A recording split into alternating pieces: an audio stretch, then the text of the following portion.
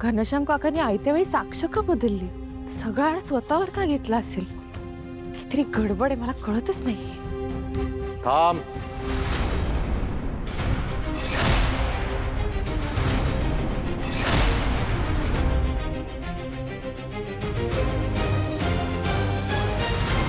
एवढं सगळं होऊनही तू माझं ऐकलं नाहीस ना?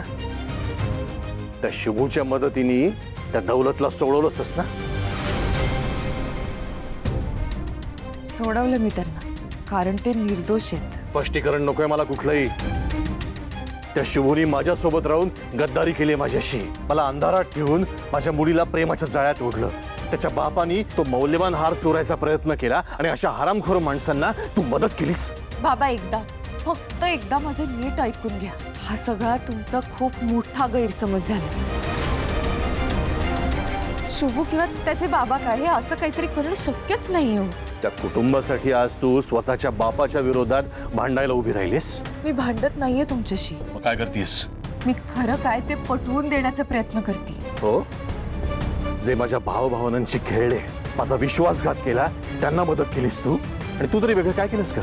ठणकावून सांगितलं होतं ना शुभूला भेटायचं नाही, तरी त्याला भेटलीस, त्याला मदत केलीस. तो शुभू आणि त्याचा बाप इतका महत्वाचा झालाय तुझ्यासाठी की तुला माझे ऐकू असं वाटत नाहीये? आयुष्यभर तुझा राग केला ना, तेच बरोबर होतं असं वाटायला लागलंय मला. तू सुद्धा तुझ्या आईसारखीच निघालीस, मतलबी, धोकेबाज.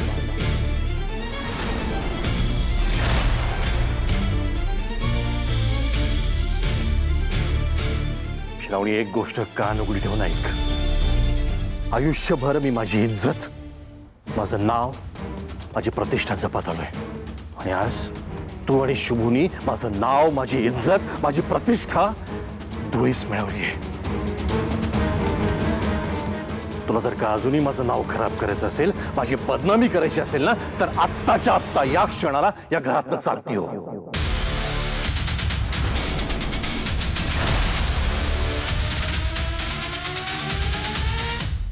आजपर्यंत जगाचा विचार करून तुला या घरामध्ये राहण्याची परवानगी दिली होती, पण आता असंही माझं नाव बदनाम झालेलंच आहे, खराब झालेलंच आहे.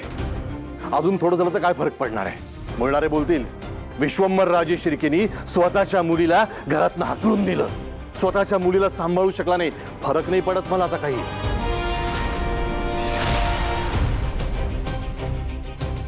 ठीक आहे, माझी कुठलीच गोष्ट तुम्हाला आवडत नाही. शुभूच्या बाबांना सोडवलं, तुम्हाला आवडलं नाही. मी शुभूला भेटते, तेही तुम्हाला आवडत नाही. आणि सगळ्यात महत्त्वाचं म्हणजे मी या घरात राहते, तुम्हाला आता तेही नकोस आहे. माझ्यामुळे जर खरंच मला एवढा त्रास होणार असेल, तुमची एवढी बदनामी होणार असेल ना, तर मी आत्ताच्या आत्ता हे घर सोडून जाते. माझ्यामुळे तुम्हाला आणखीन त्रास नको. अच्छा, म्हणजे तू घर सोडून जायला तयार आहेस, माझा ऐकणार नाहीस? बाबा, तुमचा शब्द खूप महत्वाचा आहे माझ्यासाठी. तुम्हाला इतकं सांगायचा प्रयत्न करते की शुभूचे बाबा निर्दोष आहेत, पण तुम्हाला ते काही झालं तरी पटतच नाही. मग आता काय करू? माझ्याकडे आता दुसरा कुठलाही ऑप्शन नाही. हे घर सोडून गेलेलंच बरं. ठीक आहे, जा.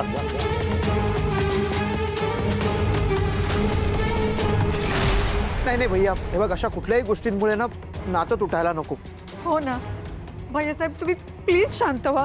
उगाच रागाच्या भरात कुठलाही निर्णय घेऊ नका. नाही अपर्णा, तिला आता मी अजिबात थांबवणार नाहीये. ज्या मुलीला माझ्या इज्जतीपेक्षा, माझ्या नावापेक्षा तो शुभू आणि त्याचं कुटुंब महत्वाचं वाटत असेल ना, त्या मुलीला या विश्वंभर राजे शिर्केच्या घरामध्ये अजिबात जागा नाही. जा, निघून जा. जिथे जायचं ना तिथे खुशाल निघून जा.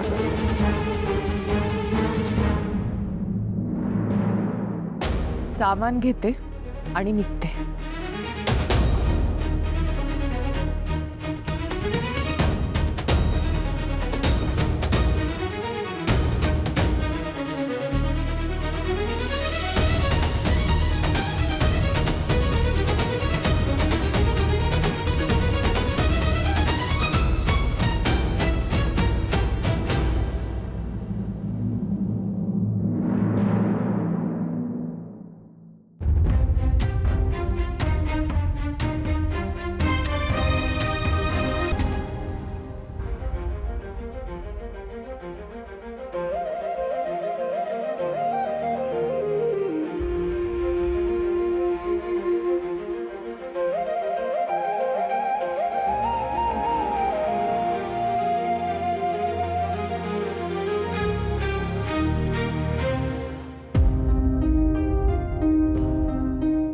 श्रावणी, काय करतेस तू? हे वेळ लागले तुला? भैयासाहेब रागाच्या भरात काहीतरी बोलले म्हणून तू खरंच घर सोडून जाणार आहेस का?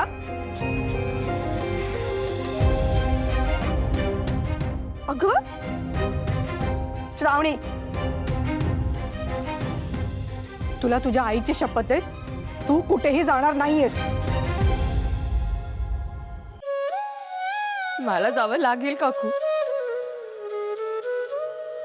अगं, माझ्यामुळे बाबांच्या तोंडावर शाई फेकली लोकांनी. त्याचा किती अपमान झाला. अख्ख्या महाराष्ट्रासमोर त्यांना मान खाली घालावी लागली. त्यांना किती त्रास झाला. आणि हे सगळं फक्त माझ्यामुळे झालंय.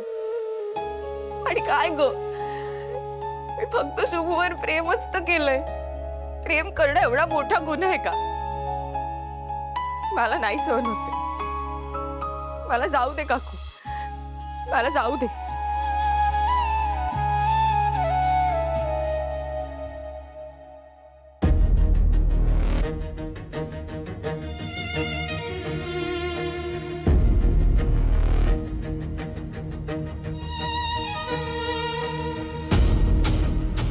रुद्र सर, तुम्ही काही विशेष काम होतं का? हो, मला विश्वंभर सरांशी बोलायचं होतं. ठीक आहे, तुम्ही बसा, मी बोलावून आणते.